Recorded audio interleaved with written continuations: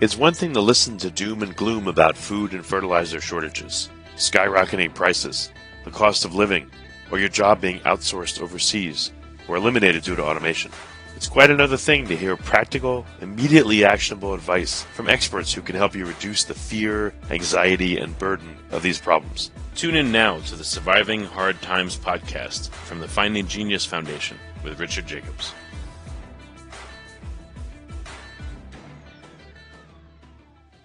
Before we begin, a note from our sponsor. I'm Richard Jacobs, Executive Director of the nonprofit Finding Genius Foundation and host of the Finding Genius podcast. In late 2016, I was rear-ended at 65 miles an hour by a truck on the highway, which sent me off-road into a ditch. The impact of the collision gave me a concussion and other injuries. At the hospital, a CT scan showed that I had thyroid nodules, which turned out to be cancer. It was then, when I had a biopsy of my neck, that I realized even if I was a millionaire, I wouldn't want a second or a third biopsy due to the pain and the invasiveness of it. And appointments at that time for thyroid experts were 3 to 6 months out, and I was worried about dying now, even if that was irrational. So because of this, I've decided to raise money to conduct a literature review on steroids, on the causes of anxiety and depression, a condition that affects well over 50 million people in the United States and hundreds of millions worldwide.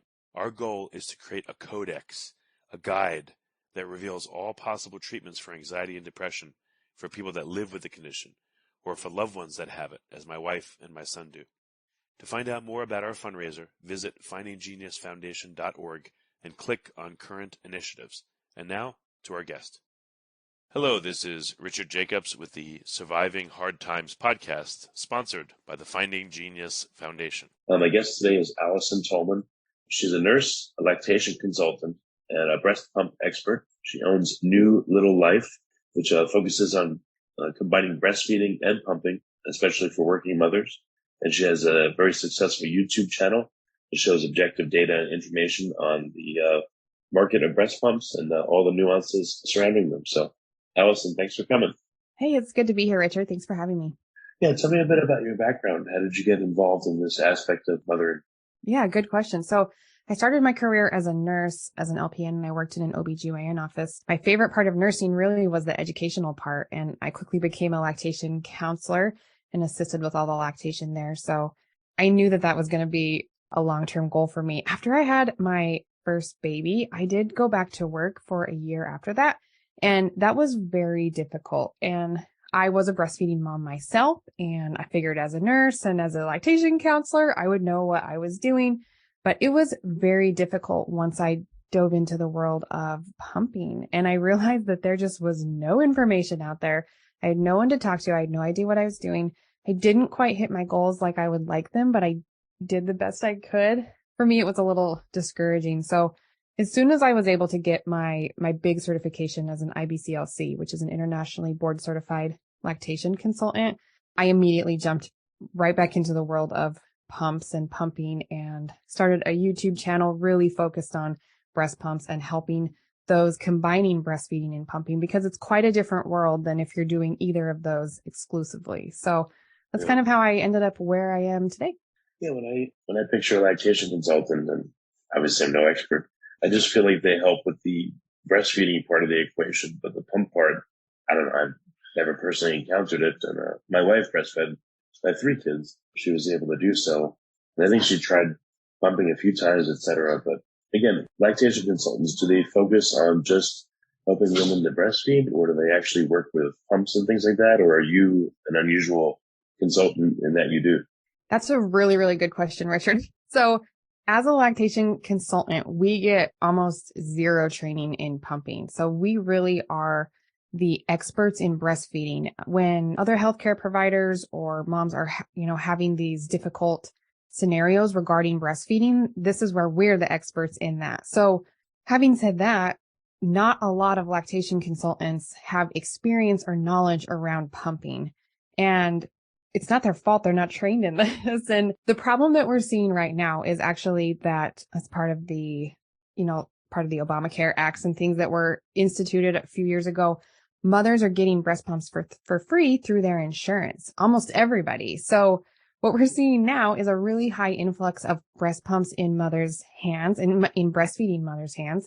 and this kind of urge or desire to use them. But lactation consultants are not really trained on how to help a mother pumping. So what I encounter often is people will come to me having seen lactation consultants before and said that they were wonderful help with breastfeeding. But when it came to pumping, they really didn't know a lot. And again, it's not their fault, but that is just kind of where we're at. So we're in kind of a really weird little moment where almost every mother has a breast pump, but also the professionals who are in charge of lactating breasts just are not trained to help them manage that. So that's kind of where I've jumped in and kind of came up with some of my own solutions to both help mothers and professionals when I can to bridge this gap. Okay. So do most women produce, an overabundance of milk and they can pump and feed and it's no problem? Or is it an either or that creates problems? Oh, that's also a good question. So what I am seeing is since most breastfeeding mothers have breast pumps, they are tending to use them, right? Like who wouldn't? And we are seeing more and more cases of oversupply where a mother has been breastfeeding and pumping, and now she's created this demand for more milk and her body has responded with the supply. And you might think oversupply, that's a great thing. I never have to worry about my baby being hungry or I'll always have milk. But oversupply comes with its problems too. You can never take a day off of that, and it can lead to some other problems as well. So for the moms who are going back to work, I do see a lot of them just breastfeeding on maternity leave. And then once they start going back to work and introducing the pump a lot more than they had been, that's where we're seeing a lot of problems come up. Is the baby, they figured out breastfeeding, the baby's been managing the milk supply very well, but now the pumping's not going great. And so we're just causing problems with the whole dyad. I don't know. There's just a lot of problems that we're kind of seeing with this surge of breast pumps in the space. It sounds silly, but the supply of breast milk, all of a sudden I started thinking about inflation. And there's too much supply and the Fed would raise interest rates to slow the production of breast milk. But I know it's ridiculous. But that's a very good analogy though. Yeah. Yeah. Yeah. I remember my wife saying that babies are the best breast pumps on earth. Like, I guess if she had mastitis or inflammation, the milk wouldn't flow, then, one of my kids, whoever it was, would feed and that would clear her up better than any pump ever could.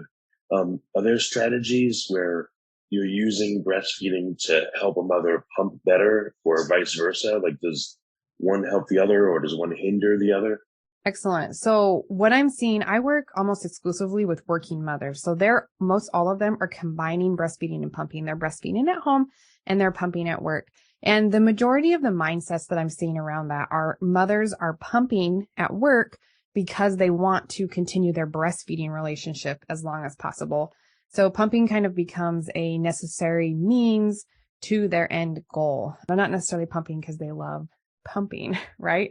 And they also, a lot of them in an ideal world could just stay home for an extended maternity leave and just breastfeed their babies and never have to pump. I mean, that would be a perfect world. And I think a discussion on the maternity leave in the US is a whole nother episode for us later. But yeah, we're using breast pumps to facilitate a pumping or a breastfeeding relationship. We do see some moms who are choosing to breast pump exclusively, and that's great as well. And for me, I work with those moms in between who, like I said, are working breastfeeding and pumping. And that's where things get tricky. Has anyone looked at the character and the content of the breast milk itself, like in the morning, their first feeding or, later in the evening? I wonder how much it changes throughout the day. So if babies are all of a sudden going on to the pumped milk and it's all like afternoon milk, I don't know. Is it different than having morning and evening milk? Yeah, you bet. I mean, milk is made from the mother's body. So her hormones change, hourly, right? With her circadian rhythm, we see more prolactin in the night. So moms usually get a lot more milk in the night. I have seen some moms that especially that are pumping a lot, tend to like to feed their night milk at night and day milk during the day. Does it make that big of a difference? In my opinion, probably not. And we haven't seen a ton of research saying that babies are getting thrown off their sleep schedules because of that. A lot of moms do what's called the pitcher method. Well, if they're pumping a lot like a working mom would, they would just combine all of their milk from that day into one pitcher and then divide that out for the bottles for the next day. And that can give a more complete nutrition spread over the whole day. But we're not really seeing a lot of problems come by the timing of the milk that's expressed and when it's fed to the baby. Yeah, I just remember, I guess in the very beginning, there's the colostrum, and then I think the hind milk or something they call it comes in. It's like, I'm sure in the very beginning, obviously, they want to have the colostrum, and I guess it's thicker and harder to get out. But you're talking about after, X number of days a week, and I guess the milk supply is stabilized, right? Yeah, you bet. So after those first couple of months, somewhere between like 4 and 12 weeks, your milk supply kind of regulates into where it will normally be. And yeah, that's what we're talking about. Those milk in the early days should be fed right away, right? It changes so quickly in the early days. And we're not seeing a lot of moms pumping. I mean, if you pump with a breast milk and you're only getting a teaspoon of milk out in that first day, it's going to get lost in the pump. Hand expression can be a lot better for that. Where we see moms introducing the pump is when that more established milk supply is in and they're getting larger quantities. I know everyone's different, but what is the variation in milk production? Like how much at a time, how much a day? What have you seen? We see quite a big variety. And particularly when we start introducing the breast pump, for breastfeeding mothers who are just nursing at the breast, we don't see the numbers and the baby kind of just takes care of that all on their own. And so when you start adding in the breast pump to the equation, things get harder because now we're seeing some numbers and those numbers are not necessarily accurate to the milk supply that you have. You mentioned that your wife said she felt like the baby was a better extractor of milk for her than any pump ever would. I would agree with that. I think that pumping is an art and there's a lot of things that go into it and really the gold standard of a breast pump is mimicking an infant. But there are just some things that you cannot do with a cold robot machine that a baby can do. So I think it's absolutely, we're trying to make these pumps be most like a baby. What we may just never get there. And what I'm seeing is this market is so saturated with breast pumps. And that's kind of where I ended up starting my YouTube channel was because mothers were so overwhelmed about which pump do I choose? Which pump is best for me? What's going to help me get the most milk out in my supply? And what about wearable pumps versus the old ones? And it just was really overwhelming. And again, there's no one in this space who's an expert on this. So I do think we'll see that come, especially because I don't think breast pumps are going anywhere, nor is the production of them slowing down. So I think we'll be seeing more innovation and tech and stuff, which is cool. I like to see that as well.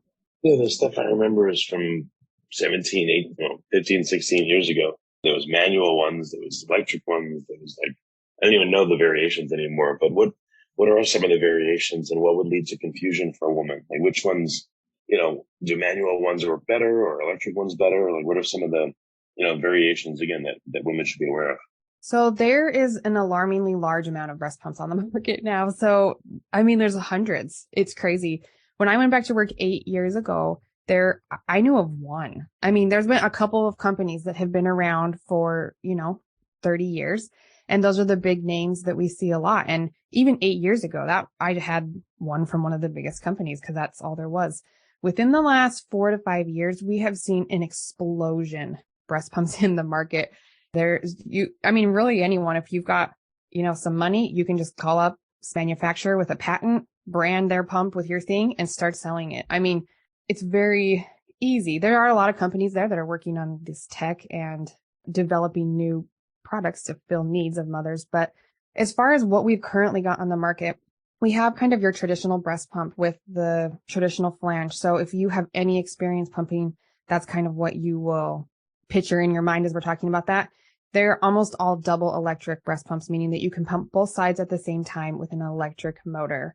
We do have manual pumps, which is a hand pump, and it's just like it sounds. You manually do it with your hand. So you're squeezing manually. There's no electric. You can really only do one side unless you're, multi-talented and can do it with both hands.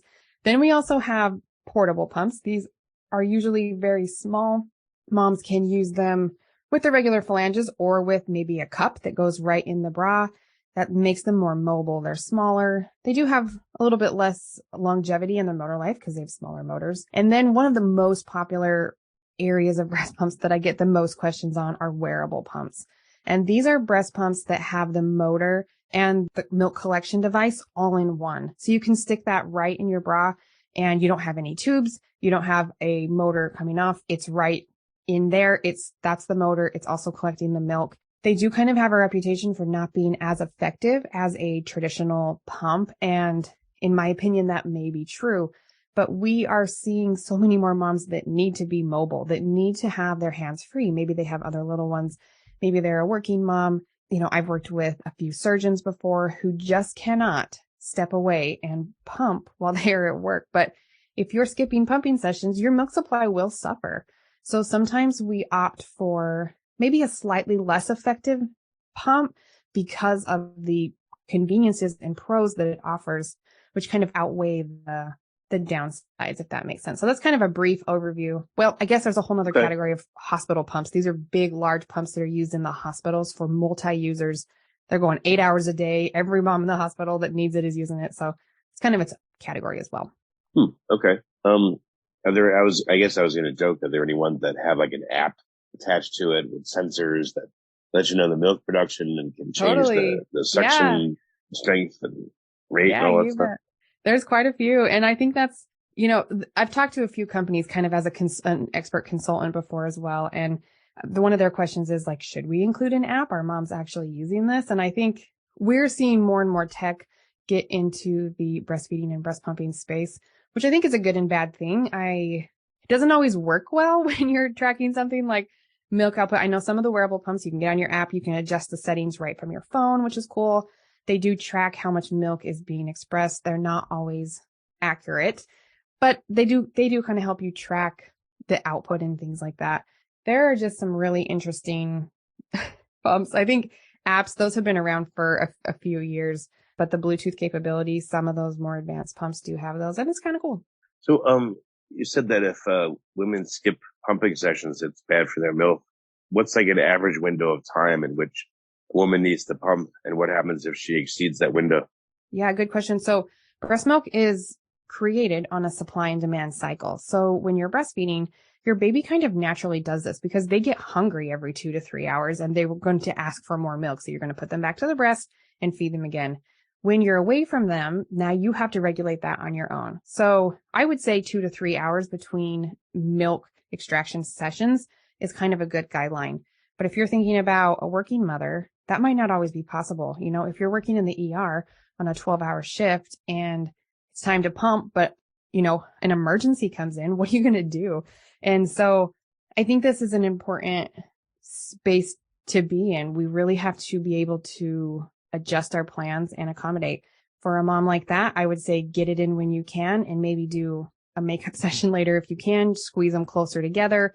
If you continue to skip sessions and you continue to not be consistent on your schedule, you will not continue to create the milk because your body thinks that it's doing what it's supposed to. You're asking for less, so it creates less. Women are not lactating forever. So your body expects you at some point to not need any more milk, right? When your baby is not needing that. So if you're telling your body that too early, that's where we do see some problems with moms struggling with low milk supply. Yeah, I just had an idea.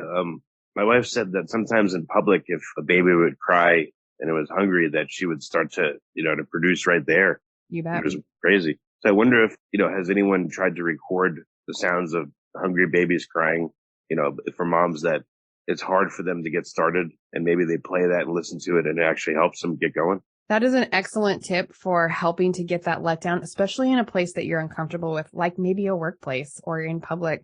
I know a lot of moms will take photos and videos of their babies feeding at the breast and watch those toward the beginning of their pumping session just to help, for one, relax your mind, and then two, to stimulate those hormones. Your milk supply and production is all based around hormones. So what your wife was experiencing was a surge in oxytocin. She heard a baby cry and her oxytocin surge. That's a normal response to an infant in distress. And so what that did is that told her breasts, okay, time to contract and get that milk out. So she had a letdown. She already had milk in there. That oxytocin triggered all of those globules to contract and send the milk out for the baby, right? So that's actually a great conclusion that you made and an excellent tip that I give out often. Oh, well, it was her conclusion, not mine. Yeah. Way to give her the credit. I appreciate it. Yeah. So what what are some of the issues that women have with pumps and with breastfeeding in general that, they can listen to this podcast and at least start to get some ideas on what to do, or, what questions should they bring to a lactation consultant? Yeah. So if you are needing some help with pumping, and I would ask your lactation consultant straight up, do you have experience helping moms pump? And if they say no, then don't be afraid to ask around for some other resources. I think COVID really opened the world to online resources. Lactation consultants had to switch their practices to virtual when COVID hit because they couldn't be going in with these brand new babies at high risk for infection. So I think there are way more resources available now, especially online, to getting the specific information that you want. Right. Well, what are, so over time or over the years, what are some of the common difficulties that women have had you've helped them with in terms of pumping? Like when it quote unquote doesn't work, what does that mean? Like they get nothing out, or it hurts and they hate doing it, or they get blisters, or, what happens? The most common complaint about pumping that I get is that I have low milk supply. I'm not making enough milk. And this is one of those things that we have to dive into a little bit further, because in my experience, if your baby's breastfeeding fine, your milk supply is fine. So something else is going on here. Most often it's that we are not pumping efficiently. So the milk is actually there. We're just not getting it out as efficiently as we need to. So it looks like low supply. It looks like you don't have enough, but we're just not getting out what's actually available. Sometimes it's reframing the expectations. What is actually normal? I think we see, especially when we're on social media, we follow other moms, we follow these accounts, and you see these freezer stashes and these big bottles of pumped milk. And that's not always realistic, especially for someone who is combining feeding methods. And so I think just kind of adjusting expectations even as to what is actually normal. What should I expect? And if I am getting less than normal, why? There are so many reasons. Maybe your baby's being overfed at daycare. You actually are pumping enough. They're just feeding your baby too much. Maybe it is actually a low supply problem and your baby is not gaining weight well either. And that's something that you would need to work on in conjunction with your baby's healthcare provider, So what I'm seeing is moms usually come to my channel and to me looking for a quick answer. Which breast pump should I choose? Or I have low milk supply. What do I do? And in my experience, it's just a lot more involved in that. Breast pumps are all different. And this is a good thing. Babies are different, right? So if you have a fast eater, you may want a breast pump that also has fast cycles and just performs quickly. If you have a slow and cuddly, sweet, soft sucking baby, you're going to want a pump that probably mimics that. So I'm glad there's a variety, but it is difficult for mothers to choose one. And I get it. That's part of the reason I also worked with an engineer to develop a device where I could test breast pumps and get some objective data, because moms were coming to me saying, which pump should I get? This one, other people say this one feels different than this one. I don't know what that means. And this is a hard thing to do. It's like trying to explain to someone how to balance on a bicycle and ride a bicycle before they've ever even touched a bicycle or tried it, and how do you explain what a breast pump feels like, or explain a difference between these two pumps that look identical, but that function very differently? So that's kind of been my goal and mission, is to gather some objective data so that we can show you a graph. We can show you some numbers and kind of explain the differences and help them make a choice that's most appropriate for them. Yeah, I remember observing, like, sometimes, one of the kids would go, suck, suck, suck, stop, or pause. Suck, suck, suck, pause. They wouldn't just, it's not like a rhythmic, continual sucking. It looked like at certain points it would, but, it seems like babies, again, they take breaks, they hang out for seconds, and as they fall asleep while they do it. Has anyone made a pump profile where the suction starts low and gets stronger, or it goes and stops, and trying to mimic actually how babies might nurse? This is one of the things that has surprised me the most in testing and gathering data from, I think I have tested over 50, I think close to 60 breast pumps at this point. And looking at their graphs and their data, I'm realizing that there are not very many that are the same. I guess I kind of just expect them to be like up, down, like pull, stop, but there is such a variety of suction patterns. Just like you described with your baby, And again, I think the goal creating breast pumps is to mimic the baby, which is the gold standard. And biology has created babies to be able to get milk from their mothers to sustain their life, right? We're trying to mimic that in a machine. And I think you can make the same comparison with formula.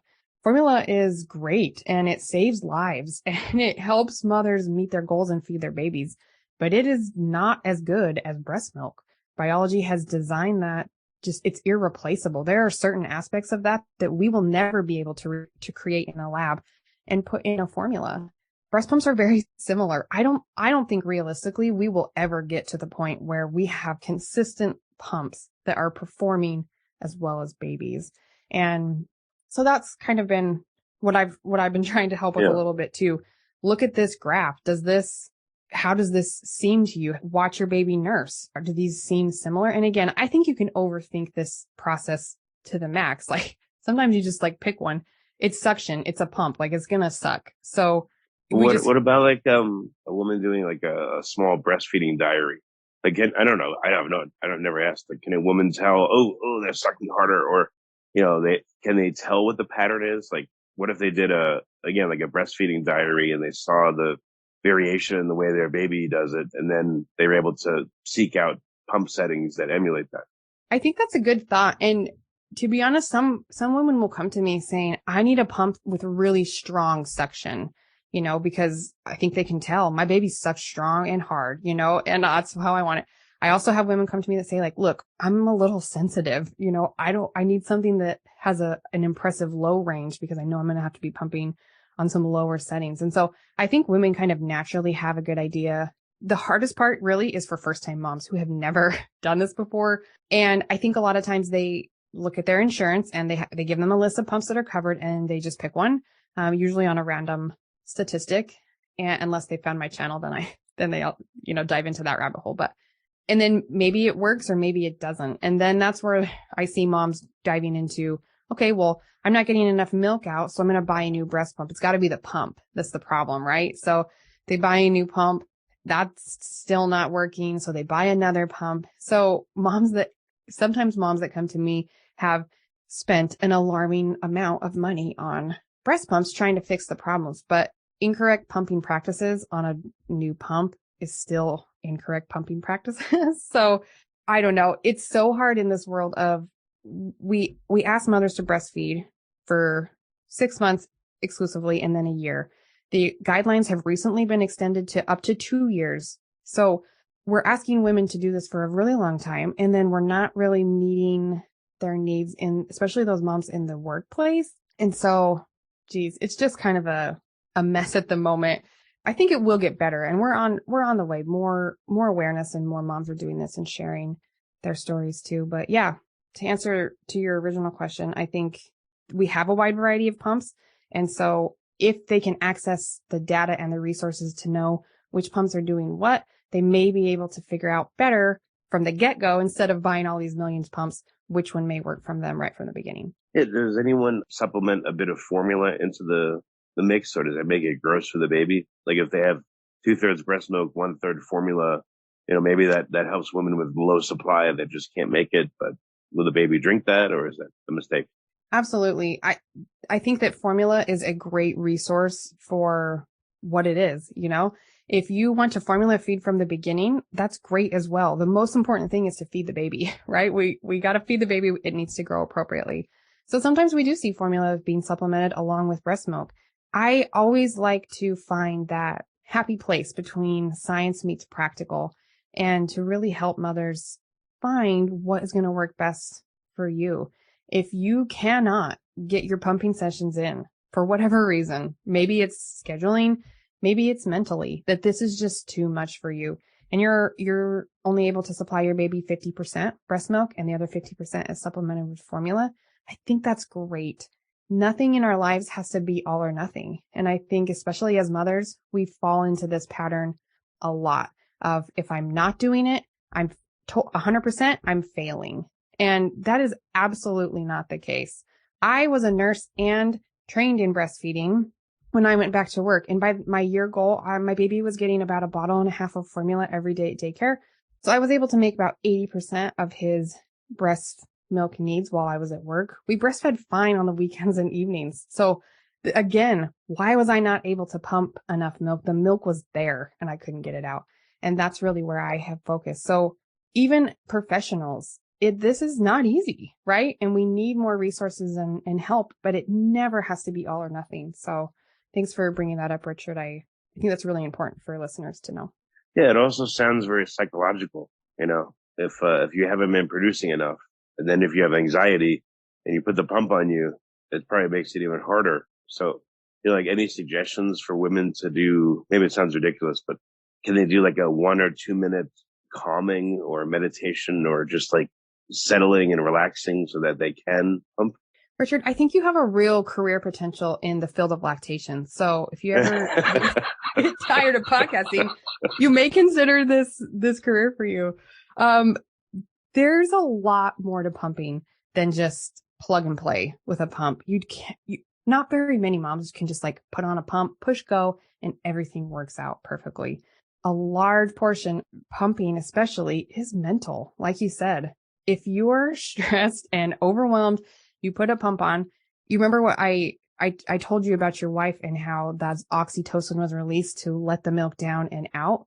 Right. How are you going to get oxytocin to do that for you if you are stressed and uncomfortable and people are looking at me? I got to get back to work. I'm answering emails while I'm trying to pump here. My baby's crying and hungry. I got to get milk for them. That is really, really hard to have an oxytocin surge, right? We know that oxytocin comes when you touch someone, hug someone, during intercourse, during labor. That's the contractions that get the baby down and out. And then it's heavy in breastfeeding. So you're absolutely right. The mental game is part of this as well. Some of it's mechanical, some of it's not. So relaxing before, kind of like you said, a 2 minute, like just kind of mental clearing session is a great idea. Covering the bottles is also a great idea. Baby socks are a perfect size to put over those bottles so you can't see what's coming out. Sometimes that helps moms get out of their head a little bit. Sometimes I recommend multitasking during pumping. Sometimes I don't. And it just depends. If you're so stressed about pumping that you can't like get out of your head, maybe scrolling through Instagram or something is what you need to relax. But I do see moms sometimes that work through their pumping sessions and then realize, oh, I haven't had a letdown yet. I do need to kind of take a step back, have a warm drink, just kind of relax and kind of get this milk flowing. So I think you hit on something very important there for pumping. Yeah, I think maybe you should try to make something like that. Like instead of a guided meditation, but a guided, with sounds. Like again, it would have maybe a baby crying in the beginning, and then it would have babies making like happy sounds as it goes. And maybe there would be a woman, like, are you talking over for the first X number of minutes, or like a guided meditation where a woman could put on headphones or earbuds or something and listen to that. And there's other sounds that are comforting. I bet you that might help. Yeah, I love it. And I love ideas like this. This is what makes me most excited about this field in particular is that we've been breastfeeding forever, right? Women have been helping women do this for a very long time, but the world of pumping is relatively new. So we continue to get interesting ideas like this. Like, has anyone tried that or thought of this, or does this work? And that's what I'm loving about this space. And the fact that I have been able to kind of explore and talk with companies and try so many different pumps and be an expert in the field. I've gotten to speak at conferences with other professionals, as well as help a lot of moms worldwide and online.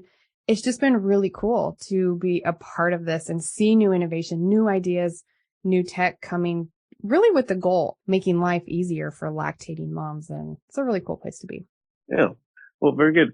So can you restate the name of your channel and, give some resources for women listening that want help? Yeah, you bet. So my YouTube channel is called New Little Life by Allison, and you'll find lots of breast pump reviews, information for working moms, combining breastfeeding and pumping, things like that. I remember when I was looking for breast pump reviews and stuff, all I could find was usually like user reviews. So moms that had used that breast pump and then were sharing their experience with it, which I think is absolutely important that we have real life experience. So what you'll find on my channel is a little bit more nerdy, a little more science, objective approach. So if that's what resonates with you, that's what you'll find there. I also do have my signature program is called Pumping for Working Moms, where I work directly with exclusively working moms and help them combine the two. So that's another resource as well. There are lots of accounts on Instagram, especially Facebook, things like that, that you can follow for advice. And I encourage you to do that. I think the more awareness and pride you can have in this difficult thing that you're doing is important.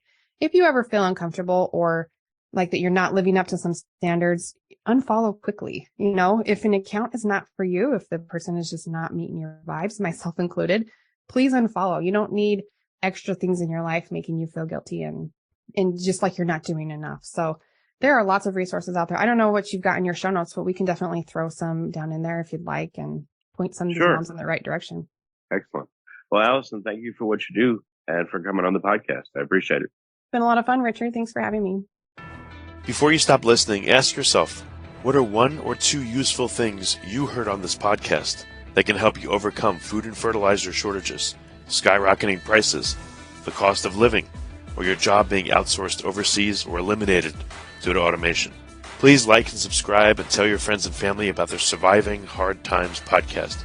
We're all going to need help now and in the near future.